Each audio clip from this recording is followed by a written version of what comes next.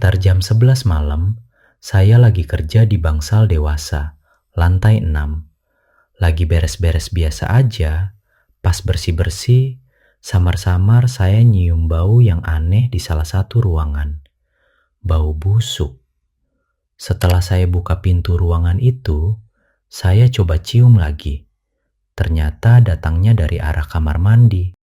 Awalnya kayak bau busuk biasa. Tapi makin saya deketin, baunya berubah. Amis, amis banget. Kayak bau darah segar. Belum lama saya beres-beres, ada di satu ruangan, terdengar ada suara orang nangis, Bang. Saya coba mengintip dari pintu. Ternyata suara itu berasal dari arah yang paling gelap. Saya coba dengerin. Beneran aja, Bang. Suara orang nangis.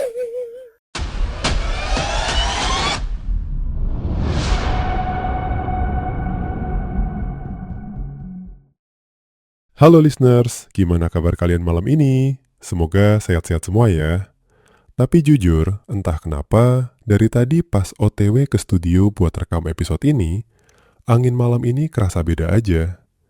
Dingin, tapi bukan dingin yang biasa. Kayak ada yang ngikutin. Mungkin cuma perasaan saya aja kali ya. Atau mungkin enggak. Nah, episode kali ini agak spesial.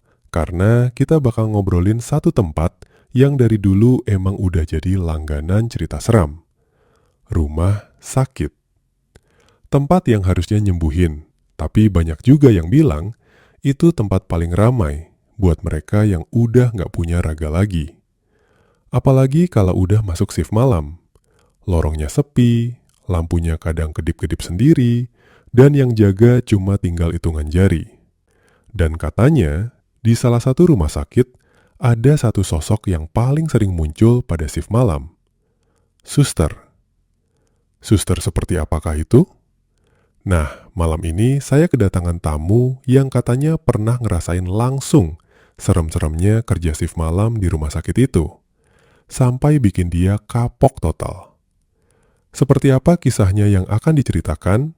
Jangan kemana-kemana, tetap di Rembulan Purnama. Yuk kita sambut. Halo Bang, boleh kenalan dulu sama listeners? Halo listeners, nama saya Randy. Jadi awal ceritanya itu. Sebelumnya saya kerja kantoran biasa. Tapi sekitar 4 bulan lalu kena PHK. Sejak itu ya, hidup saya jadi serba nggak pasti. Wah, turut prihatin ya Bang. Terus gimana ceritanya sampai bisa nyasar kerja di rumah sakit itu? Nah, ini dia. Jadi abis di PHK, saya sempat kerja serabutan beberapa bulan. Jualan sayur, jualan asongan, jualan apa aja yang bisa dijual lah pokoknya. Tapi ya namanya serabutan, kadang laku, kadang malah rugi. Gak nentu. Sementara kebutuhan rumah tangga jalan terus. Akhirnya saya mulai nyari-nyari kerjaan lagi. Nanya-nanya ke temen, siapa tahu ada lowongan. Terus ada yang nawarin? Ada sih Bang. Salah satunya itu ada teman yang nawarin kerjaan jadi cleaning service atau OB di salah satu rumah sakit. Tapi lowongannya cuma ada buat shift malam, dari jam 9 malam sampai jam 6 pagi. Shift malam di rumah sakit? Udah kebayang serem duluan sih ya. Sama, saya juga sempat mikir 2 kali.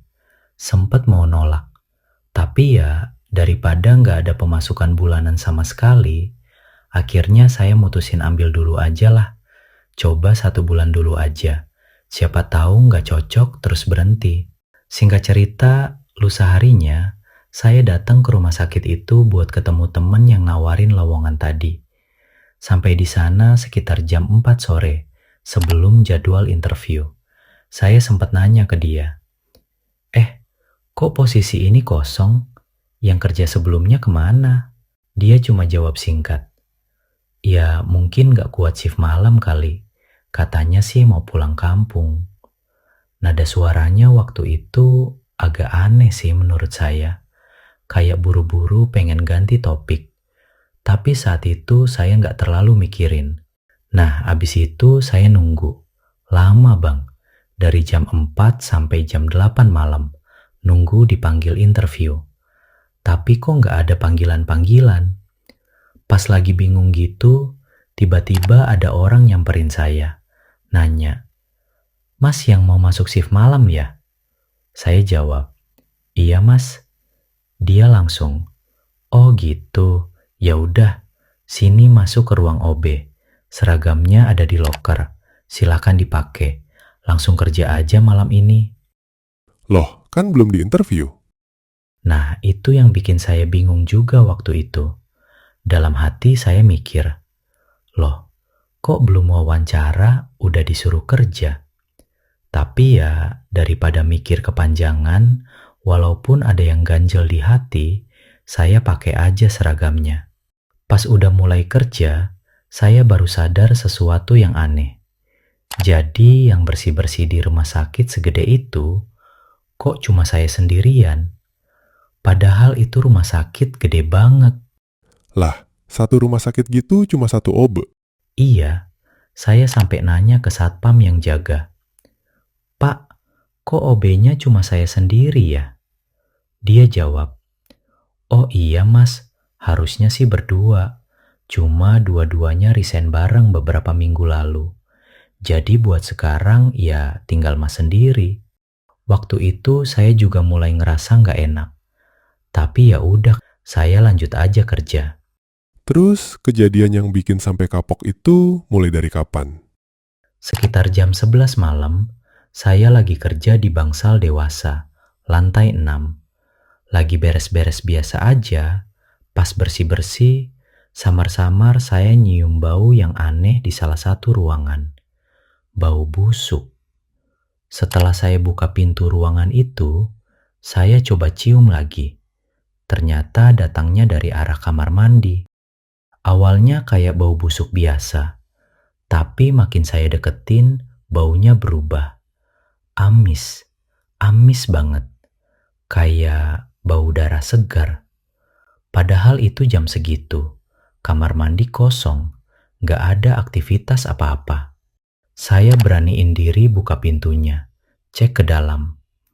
Tapi pas saya lihat ke dalam, gak ada apa-apa. Bersih, kosong, gak ada bekas apa-apa juga.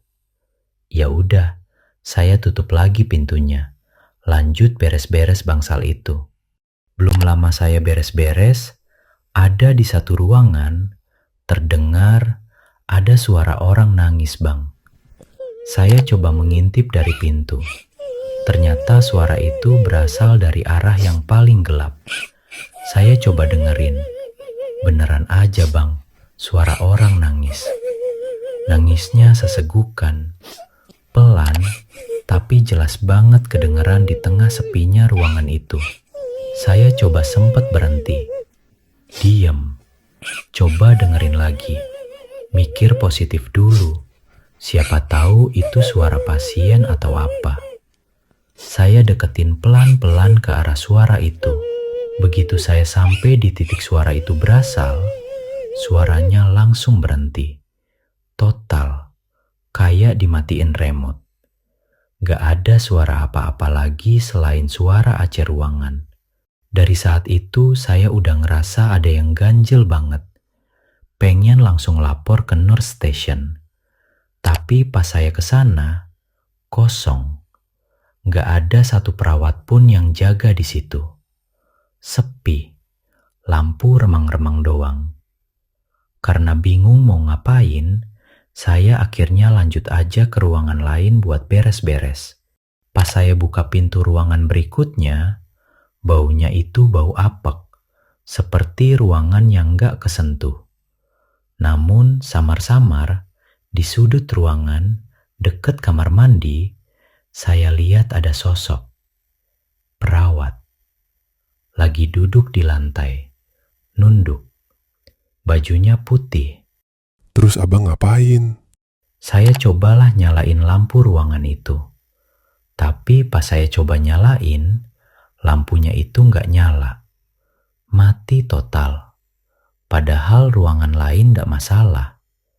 Ya udah, saya nyalain senter dari HP, Terus pelan-pelan saya deketin sosok itu. Ternyata sosok itu adalah suster. Mungkin suster yang jaga pada malam ini. Saya panggil-panggil. Sus, sus, kenapa duduk di situ? Gak ada jawaban. Gak ada gerakan sama sekali. Diam aja dari tadi. Nunduk terus. Karena penasaran sekaligus khawatir, saya deketin, saya pegang pundaknya, saya goyang-goyangin pelan, coba manggil lagi. Siapa tahu dia ngerespon. Terus, pas tangan saya masih di pundak dia, saya goyang-goyangin, tiba-tiba ada yang ngepuk pundak saya. Dari belakang. Pok, saya noleh bang. Dan saya kaget setengah mati. Karena yang saya lihat di belakang saya itu, wah sumpah sih bang, kalau dibayangin lagi jadi merinding. Jadi yang saya itu pocong. Wajahnya itu pucet banget, matanya putih, kainnya itu banyak darahnya. Saya jatuh saking kagetnya bang, tapi saya masih sadar, walaupun panik yang luar biasa. Di situ, insting saya langsung manggil perawat yang lagi duduk di depan itu, suruh dia buru-buru pergi dari situ. Tapi pas saya pegang pundaknya lagi buat narik dia berdiri, dia noleh. Mukanya hancur bang. Salah satu matanya keluar dari kelopak, tapi nggak sampai copot, cuma gantung gitu. Terus mulutnya robek, kayak abis dirobek paksa sama orang. Saat itu juga saya langsung lari, panik setengah mati. Tapi pas sampai depan pintu, itu pintunya nggak bisa dibuka, kekunci. Padahal pas masuk tadi saya nggak kunci sama sekali. Di tengah panik, saya coba nyenter ke arah suster itu lagi.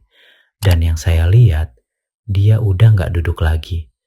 Dia gerak ke arah saya bang, tapi jalannya nesot. Kayak nyerep badannya sendiri di lantai. Pelan-pelan, tapi makin lama makin deket. Pas dia udah deket banget ke saya cuma sempet teriak. Habis itu gelap. Saya pingsan di tempat. Terus gimana bang? Siapa yang nemuin? Saya baru ditemuin sekitar subuh, jam 5-an. Ditemuin sama perawat yang jaga bangsal itu. Dia yang manggil satpam buat bantuin saya. Begitu saya siuman, saya langsung cerita semua yang barusan saya alami ke mereka berdua. Perawat itu cuma bilang, "Oh iya mas, memang di ruangan itu banyak yang pernah lihat sosok itu. Makanya sebelum masuk ruangan situ, biasakan ucapin salam atau permisi dulu, biar nggak diganggu." Berarti emang udah biasa ya ceritanya di situ. Iya.